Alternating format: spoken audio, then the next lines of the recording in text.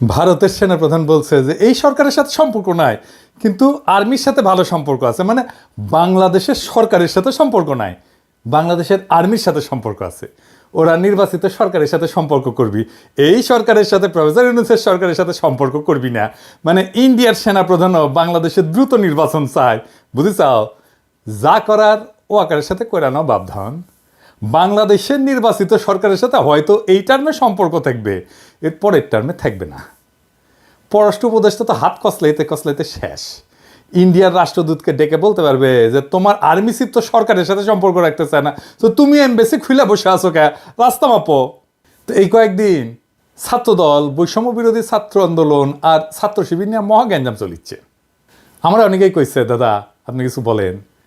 আমি ছাত্রদল, বৈষম্য বিরোধী ছাত্র আর ছাত্র শিবির সবাইরাই তো ভালোবাসি, স্নেহ করি। আমার প্রশ্ন হইতেছে বাংলাদেশের তরুণদের এইভাবে বিভক্ত করলো কে? বাংলাদেশের তারুণ্যকে বিভক্ত হইতে দেওয়া যাবে না তো। আমার ডাইন হাতের সাথে বাম হাতের লড়াই কে লাগাই দিল? সবাইরই অনুরোধ, প্রেসিডেন্ট, সেক্রেটারি, শীর্ষ নেতারা এই সব দলের কেউ অন্যের বিরুদ্ধে বলবা না। আজ থেকে টিভি চ্যানেলে গিয়ে তর্ক করবা না, ডিফিউজ করো এখন থেকে। কয়েকদিন ক্ষান্ত দাও। এজেন্সির লোক শিবির আর ছাত্রদল সাইজা অন্যের উপর ঝাঁপায় পড়বে, আমি চোখে চোখে দেখতে পাইতেছি। এজেন্সির লোকেরা পূর্ণ শক্তি নিয়ে নামে গেছে, লক্ষ্য হইতেছে ফ্যাসি বিরোধী তরুণ সম্প্রদায়ের মধ্যে ফাটল তৈরি করা। সফল হয়েছে তারা, পরস্পরের সাথে সংঘাত লাগায় দেওয়া সফল হয়ে গেছে। তবে এই ঘটনাগুলোর মধ্যে সবচেয়ে আলোচিত যে শব্দগুলো হইতেছে তাদের শিবির এক শিবির। জুলাই আন্দোলনের নেতাদের মধ্যে যে এত শিবির থাকার ব্যাপারটা এবং আন্দোলনে যোগ দেওয়া অনেকের, বিশেষ করে এই যে সেকুলার শহুরে এলিটদের, এদের মনে মনে হয় লজ্জা লাগিছে। এমনকি হাসিনাকে হটানোর আন্দোলনেও তারা নামছিলেন। এই ব্যাপারে আফসোসও দেখা যাচ্ছে কারো কারোর মধ্যে। এদিকে জাতীয় নাগরিক কমিটি যেটা হয়েছে না, এর মধ্যে অনেক ওলট পালট চলতেছে। এক শিবিরদের নাকি ভালোভাবে অন্তর্ভুক্ত করা হইতেছে না, আবার যারা তাদেরকে নিতেছে না তারাও নাকি জীবনে কোনো না কোনো সময় শিবিরের সাথে সংশ্লিষ্ট ছিলেন। আন্দোলনের নেতৃত্বে শিবিরের ভূমিকা কতটা সেটা নিয়েও বিতর্ক চলতেছে।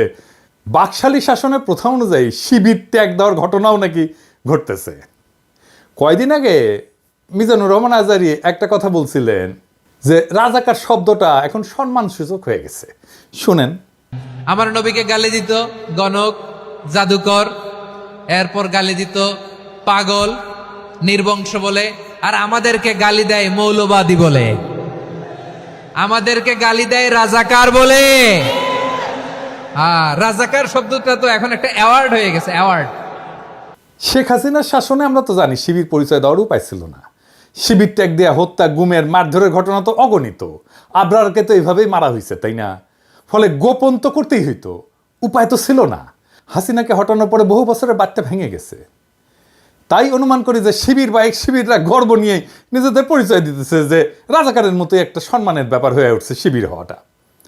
নিজের যে পরিচয় আপনার সামনে আনতে চান, সেই নামে আপনাকে ডাকার ঘটনাকে ট্যাগ বলা কঠিন।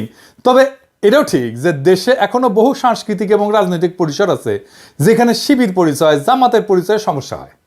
ওইদিকে ছাত্রদল মনে হয় একটা অ্যান্টি শিবির মুডে আছে, ফলে কোথাও কোথাও এটা ট্যাগ হয়ে উঠতে পারে এবং দমন পীড়নের বৈধতা দেওয়ার ঝুঁকি তো থাকেই।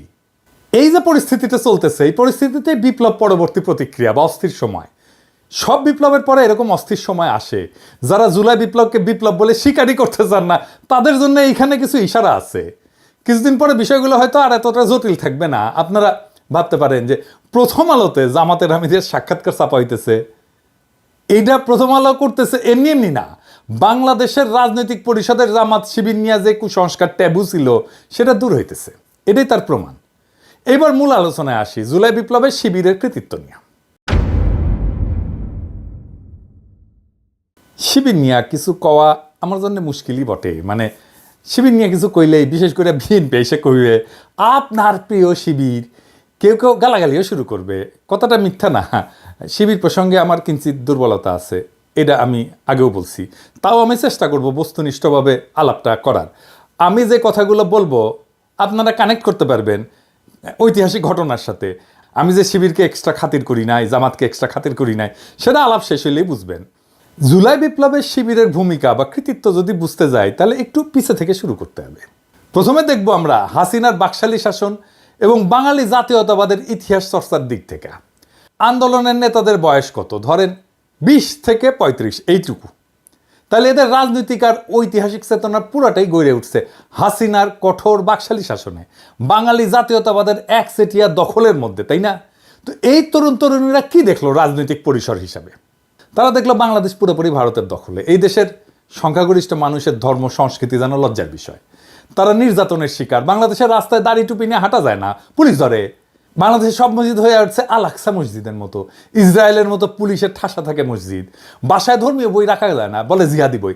দাড়ি টুপি থাকা মানে তারা আয়নাঘরে আটকায় রাখা যায়, আয়নাঘরের দেয়ালে যে লেখা সেটা তো সারা বাংলাদেশের সাধারণ মুসলমানের আর্তনাদ।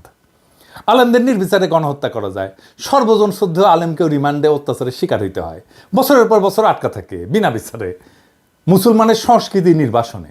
আর বাংলাদেশে যে সংস্কৃতি সেলিব্রেট করা হয় সেটা আসলে বাঙালি হিন্দুর সংস্কৃতি। আনন্দবাজার আনন্দ না লুকায় উল্লাস করে নিউজ করে ঢাকার পয়লা যেন অষ্টমীর এক ডালিয়া, মানে পয়লা বৈশাখ। তো লিখতেছে কার সঙ্গে তুলনা করা যেতে পারে? কখনো মনে হচ্ছিল কলকাতার কলেজ স্কোয়ার বা এক ডালিয়ার পূজা মণ্ডপ, কখনো বা শান্তিনিকেতনের বসন্ত উৎসবের চেহারা, তাসে রমনার বটমূলের বৃন্দগানী হোক, কিংবা ঢাকা বিশ্ববিদ্যালয়ের সামনের রাজপথে মঙ্গল শোভাযাত্রা, পুজো বসন্তের উৎসব মিলেমিশে একাকার ঢাকার নববর্ষের সকাল। কি আনন্দ! এটাই চাইছে ইন্ডিয়া, এটাই চাইছে আওয়ামী লীগ।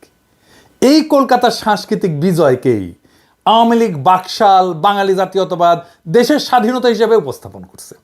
আওয়ামী লীগের যে বাঙালি জাতীয়বাদের ইতিহাসের যে বয়ান, তারা বলে যে 47-এ একটা ভয়ানক ঘটনা ঘটছে, দেশ ভাগ, ভারত ভাগ হয়েছে, ভারত ভাগ হয়ে ভারত আর পাকিস্তানও তাদের জন্য মহাবিপর্যয়। কিন্তু অবাক ব্যাপার দেখেন, ব্রিটিশ ভারত যেটা আসলে মূলত মোগল হিন্দুস্তান ছিল, সেটাই মানতে চায় না তারা। তারা এটাকে মিথিক্যাল ভারত হিসেবে দেখে। সেই ভারতই হইল আজকের ভারত, সেই মহাভারত যেটা ভাগ হয়ে নাকি পাকিস্তান সৃষ্টি হয়েছে। তাহলে ইতিহাসের সবচেয়ে বড় ভিলনকে এই ইতিহাসে জিন্না, তাই না? তাহলে আমার স্বাধীনতা তো অভিশপ্ত, কারণ যেই মহাভারত ভেঙ্গা পাকিস্তান তৈরি হইল, যেই পাকিস্তান আমাদের পূর্বপুরুষের লড়াইয়ের ফসল, সেটাই যদি ভুল হয় তাহলে সঠিক কোনটা? সঠিক হচ্ছে ইতিহাসের সেই ভুল শোধরানো, সেই মহাভারতের মিথিক্যাল ভারতে ফিরে যাওয়া। ওইখানে ফিরে গেলে আমার মুক্তি, এটাই হইয়া দাঁড়ায় আওয়ামী লীগের স্বাধীনতার পড়ায়। এটাই হইতেছে অষ্টমীর এক ডালিয়া, এটাই পয়লা বৈশাখ, এটাই বাঙালির প্রত্যাবর্তন মহাভারতে, এটাই আওয়ামী লীগ। তো বাঙালি জাতীয়তাবাদের দৃষ্টিতে স্বাধীনতার এই বয়ান, এটার যদি নাগরিকদের মুক্তির সম্ভাবনা না থাকে তাহলে সেটাই তো সবচেয়ে বড় ব্যর্থতা, তাই না? এখন চিন্তা করেন, বাংলাদেশের নাগরিকদের যদি প্রকৃত স্বাধীনতা চাইতে হয় তাহলে তো বিকল্প একটা ইতিহাস চিন্তা লাগবে আওয়ামী লীগের বাইরে, তাই না? কেননা খোদ স্বাধীনতার বয়ান আপনার মুক্তির আকাঙ্ক্ষাকে ধারণ করতে পারতেছে না। তো এখন দেখেন, আপনি যদি দেশের মানুষের মুক্তি চান, স্বাধীনতার রাজনীতি করেন, আন্দোলন করেন, তাহলে তো একটা সংগঠিত রাজনৈতিক শক্তি লাগবে আপনার জন্য। দেশের মানুষকে আহ্বান জানাইতে হবে তো সেই রাজনৈতিক শক্তি থেকে। সবচেয়ে বড় কথা, জনগণের ভরসাস্থল হইতে হবে তো আপনাকে। আপনার ডাকে তারা সাড়া না দিলে কিভাবে আন্দোলন করবেন? আপনি তখন সংগঠিত রাজনৈতিক শক্তির খোঁজ করবেন, তাই না? উঠতে বেড়াবেন, দেশের রাজনৈতিক সংগঠনগুলোর দিকে নজর দিবেন, তাদের বয়ান ইতিহাস চিন্তা যাচাই বাছাই করবেন, তাই না? হাসিনা প্রতিপক্ষ রাজনৈতিক শক্তিগুলোর মধ্যে যদি সম্ভাবনা খুঁজতে যায়, দেখেন কারা কারা আছে। বিএনপি আছে, বাম দল আছে, দুই একটা, জামাত আছে, শিবির আছে, এই তো হেফাজত আছে। এই পর্যায়ে এসে আপনার মনে হবে যে বাংলাদেশে প্রকৃত স্বাধীনতার ভিত্তি কোথায়, দেশের নাগরিকদের মুক্তির জন্য কোন ইতিহাস চিন্তা সবচেয়ে উপযুক্ত, তাই না? আপনি বিএনপিকে যদি দেখেন, দেখবেন যে নির্যাতিত তারা, হাসিনার দমন পীড়নে তারা পিষ্ট, নেতারা জেলে, কর্মীরা গুম হয়ে যাচ্ছে, ক্রসফায়ারে যাচ্ছে, ঘর বাড়ি ছেড়ে পালাই বেড়াচ্ছে বনে জঙ্গলে, তাই না? ভালো একটা সম্ভাবনা খুঁজে পেলেন, মজলুম দল সাধ্যমতো লড়াই করতেছে, রক্ত দিতেছে, তখন তাদের ইতিহাস চিন্তার দিকে নজর দেবেন। আপনি কি পেলেন? আপনি তো খুব একটা স্পষ্ট কিছু বুঝতে পারলেন না।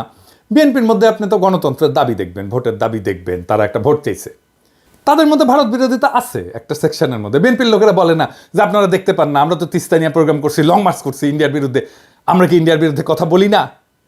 সত্য, কিন্তু এটাও সত্য, বিএনপির মধ্যে ভারতকে সন্তুষ্ট কইরা দেশে গণতন্ত্র ফেরানোর আশাও আছে। তো এটা তো মিথ্যা কথা না, তাই না? আপনারা তো দেন দরবার করছেন, করেন এখনো, তাই না? আপনারা তো অমিত শাহের কাছে কুজা হয়ে দাঁড়ান, আপনারা তো আদানির জন্য ওকালতি করেন, তাই না?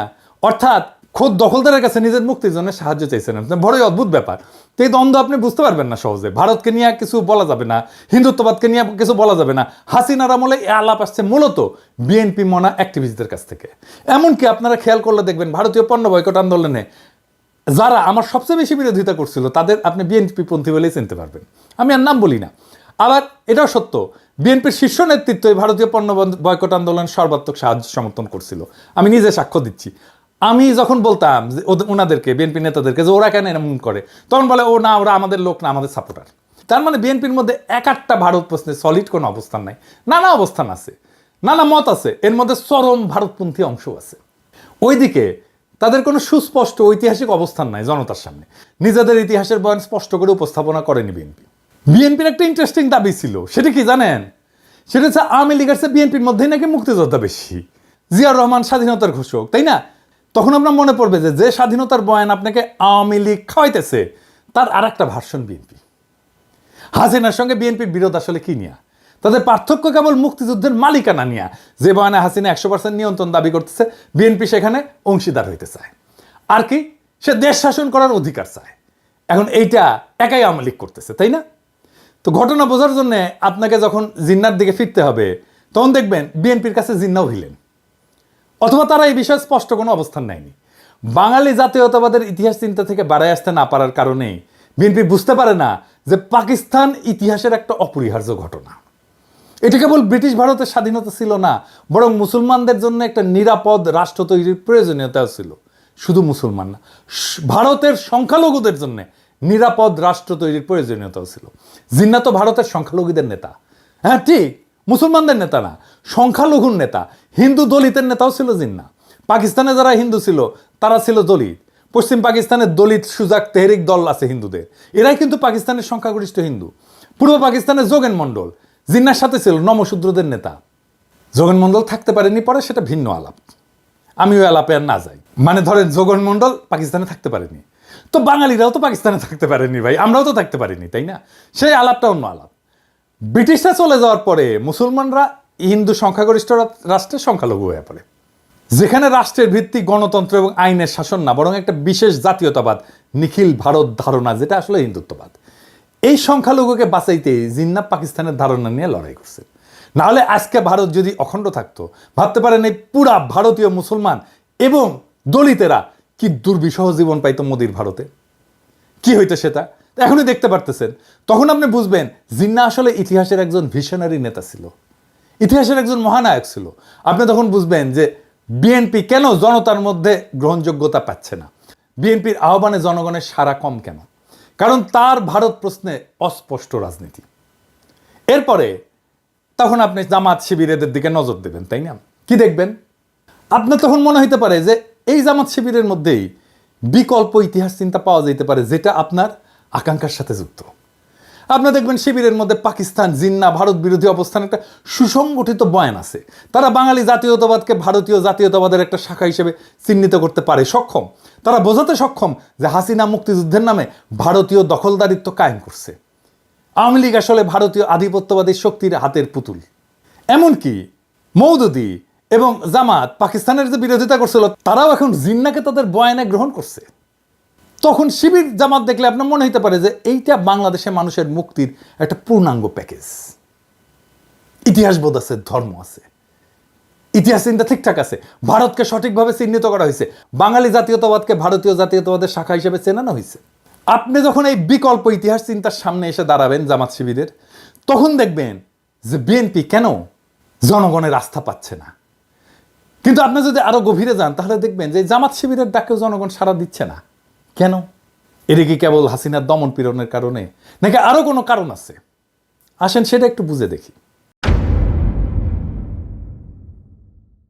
জামাত শিবির প্রসঙ্গে একটাই অস্বস্তি বাংলাদেশের মানুষের মনে, সেটা হইতেছে জামাত শিবির কেন 1971 নিয়ে স্পষ্ট কোনো আলাপ করে না। তাদের বক্তব্য 1971 পুরাপুরি ভারতীয় ষড়যন্ত্র, কিছু গাদ্দার বাঙালির সহযোগিতায় ভারত দেশটাকে ছিনে নিছে। আপনার মধ্যে অস্বস্তি তৈরি হবে, কারণ আপনি তো মানুষের বেদনা, চোখের পানি, রক্ত চেনেন, আপনি তো ইতিহাস দেখছেন।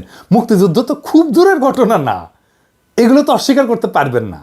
আপনার তখন মনে হবে একদম নিরপেক্ষভাবে দেখলে 1971-এর ঘটনা কেবল ষড়যন্ত্র ও দুর্ঘটনা না, এটি ইতিহাসের একটা গভীর বাস্তবতা, যেখানে লাখো মানুষের রক্ত ঝরছে।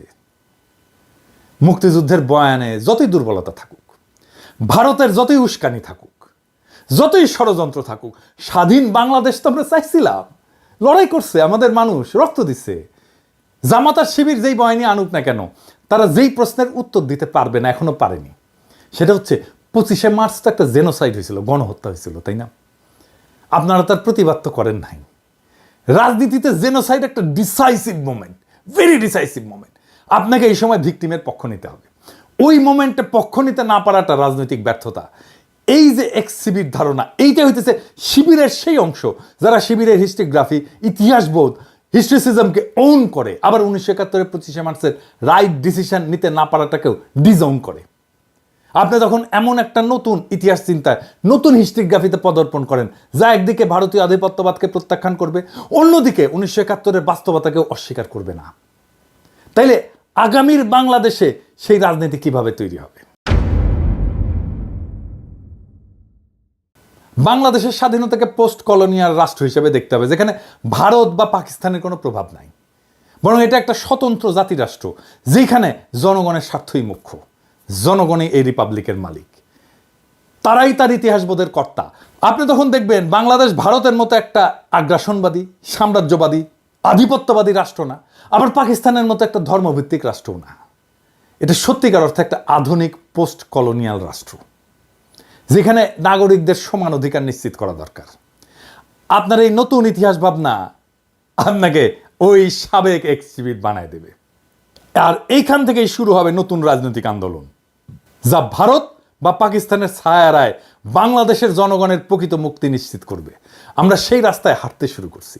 বাংলাদেশের আগামীর রাজনীতির দিশাও আসবে ওইখান থেকে। আর আমি মনে করি যে এই সাবেক শিবির যারা জামাতের রাজনীতিতে যায় নাই, আবার শিবিরের ইতিহাসবোধ পাইছে, তারাই আগামী বাংলাদেশের ইন্টেলিজেন্সিয়া। বাংলাদেশের রাজনীতি এখন এক সন্ধিক্ষণে দাঁড়ায়। নতুন রাজনীতির জন্ম নিচ্ছে। আমরা যা যা দেখছি তা নতুন রাজনীতির প্রসব বেদনা।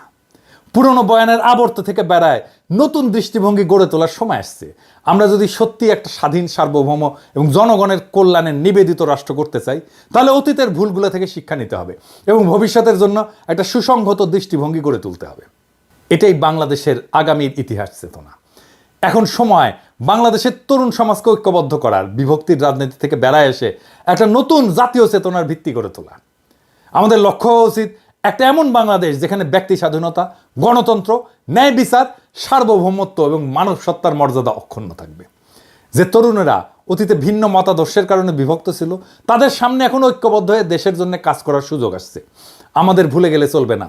একটা জাতি তখনই উন্নতি করে যখন সে নিজের ইতিহাসকে গ্রহণ করে, তার থেকে শিক্ষা নেয় এবং ভবিষ্যতের জন্য নতুন দিগন্ত উন্মোচন করে। বাংলাদেশের ভবিষ্যৎ আজ আমাদের হাতে। ইতিহাসের জটিলতাগুলোকে বুঝে, ভুল শুধরে এবং বিভক্তির রাজনীতি পরিহার করে আমরা কি পারবো একটা সত্যিকারের স্বাধীন, আধুনিক, আত্মনির্ভরশীল রাষ্ট্র গড়ে তুলতে? উত্তরটা আমাদের সকলের হাতে। এখন সময় সামনে আগায় যাওয়ার, নতুন বাংলাদেশ গড়ার, নতুন সম্ভাবনার দুয়ার উন্মুক্ত করার। আসেন সেই কাজে আমরা হাত লাগাই। বিপ্লবের প্রেরণা থেকে শক্তি নিয়ে সামনে আগায় যায়। ইনকিলাব জিন্দাবাদ।